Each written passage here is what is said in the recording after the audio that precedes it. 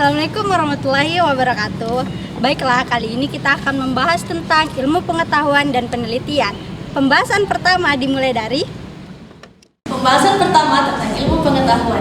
Ilmu lahir karena manusia diberkahi oleh Tuhan suatu sifat ingin tahu.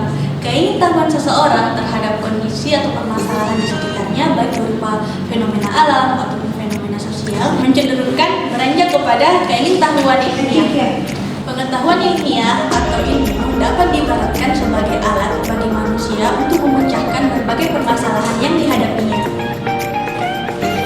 Pembahasan kedua, apakah penelitian itu? Penelitian pada dasarnya merupakan suatu upaya pencarian dan bukannya sekadar mengamati dengan teliti suatu objek yang dapat dipegang di tangan. Pada dasarnya sesuatu yang dicari itu ialah pengetahuan, atau lebih tepatnya pengetahuan yang benar, yang dimana pengetahuan yang benar ini nantinya dapat digunakan untuk menjawab suatu pertanyaan ataupun ketidaktahuan tertentu. Untuk pembahasan selanjutnya, materi selanjutnya adalah ilmu penelitian dan kebenaran. Ilmu penelitian dan kebenaran adalah tiga hal yang dapat dihadapkan, tetapi sebenarnya tidak dapat terpisahkan satu sama lain. Menurut Almak, hubungan antara ilmu dan penelitian adalah sama seperti hasil dan proses. Penelitian adalah proses, sedangkan ilmu adalah hasilnya. Pendapat dari Whitney yang mengatakan bahwa ilmu dan penelitian adalah sama-sama proses, sehingga ilmu dan penelitian adalah proses yang sama. Nah, hasil dari proses tersebut yang menghasilkan sebuah kebenaran. Tipologi penelitian. Dalam tipologi penelitian terdapat pengelompokan mengenai penelitian-penelitian yang ada dalam metode penelitian hukum.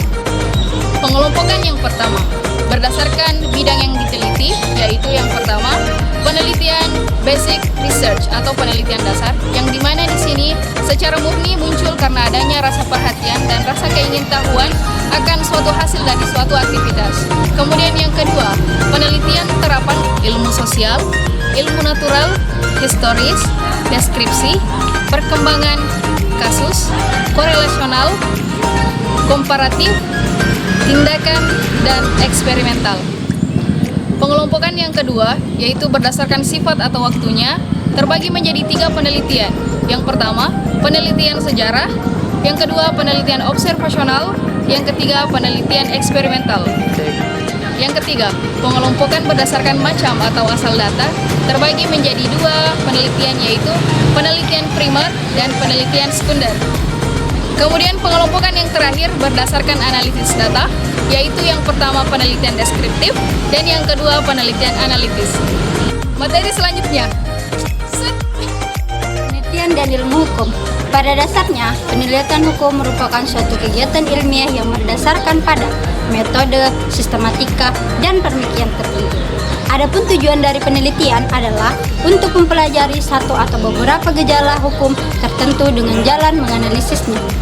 Maka juga diadakan pemisahan yang mendalam terhadap fakta hukum untuk mengusahakan suatu pemecahan atas suatu permasalahan yang timbul dalam gejala yang bersangkutan.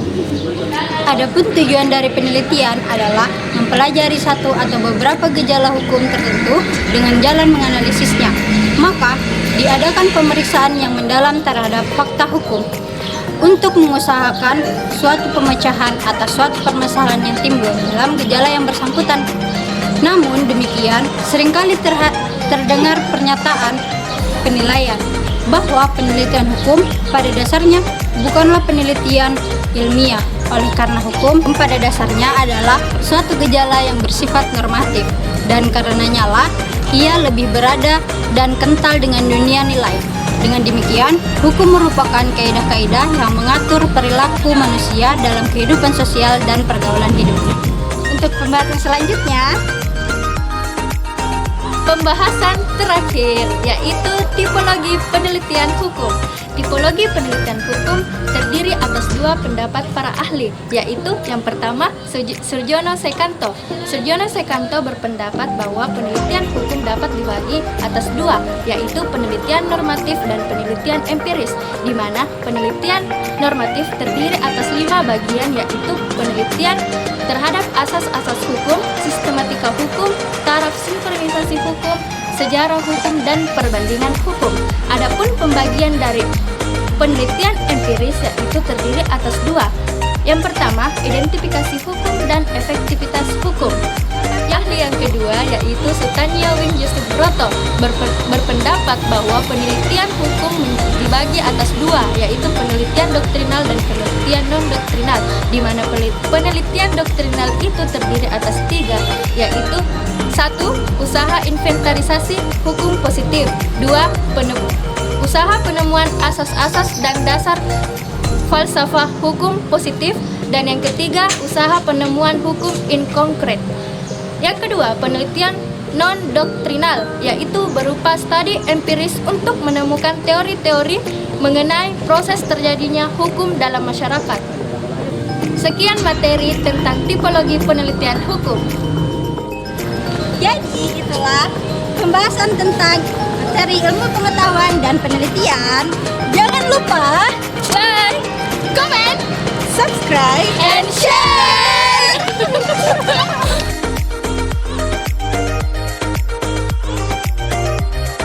Pembahasan kedua tentang penelitian apa tentang pembahasan kedua tentang ilmu pengetahuan itu apakah penelitian itu penelitian pada dasarnya baca kawe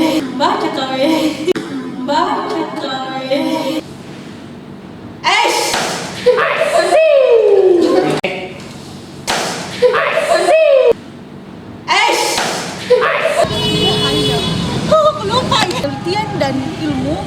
Aku lupa. Yang kedua, penelitian error. Yang ketiga, jadi apa? Atau basic research, di mana penelitian ini secara murni muncul karena adanya rasa keingintahuan dan rasa perhatian akan suatu hal. Yang pertama, berdasarkan pengelompokan bidang yang diteliti, yaitu penelitian dasar atau basic research. Yang kedua, penelitian terapan. Yang ketiga, penelitian terapan atau penelitian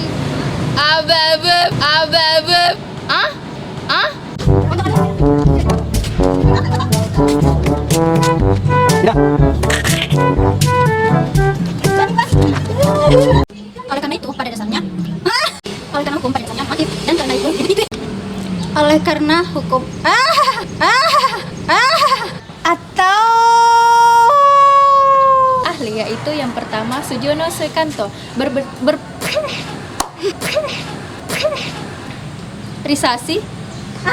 satu. Yang kedua, pendapat ahli yang kedua foto Cika. Foto video, bajingan. Semalam saja bersama. Begini kakinya tuh. Mengenang asmara kita dan aku pun berharap semoga kita tak berpisah dan kau maafkan